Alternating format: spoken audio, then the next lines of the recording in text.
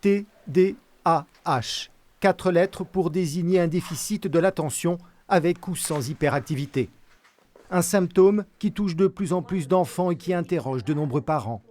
Pour Floris et sa mère, c'est depuis 6 ans un parcours du combattant. Car le diagnostic du TDAH repose souvent sur l'observation des comportements de l'enfant, des signes difficiles à repérer. Ça ne m'a pas inquiétée. Au début, je me suis dit c'est un enfant vif, un enfant qui est agité.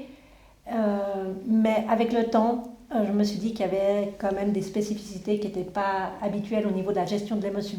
J'arrive facilement à me faire des amis, mais en fait, j'arrive pas directement à entamer la conversation. Il faut que j'aille vers les gens parce que je n'ai pas vraiment envie de me faire juger. Même si je m'en fiche un peu de la vie des gens, je peux me dire des fois ça peut me blesser et tout.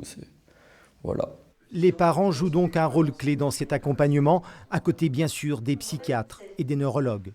Mais il existe aussi des coachs, comme Oscar, lui aussi atteint de ce trouble à l'adolescence et qui aujourd'hui accompagne les familles grâce à des conseils répertoriés dans un livre.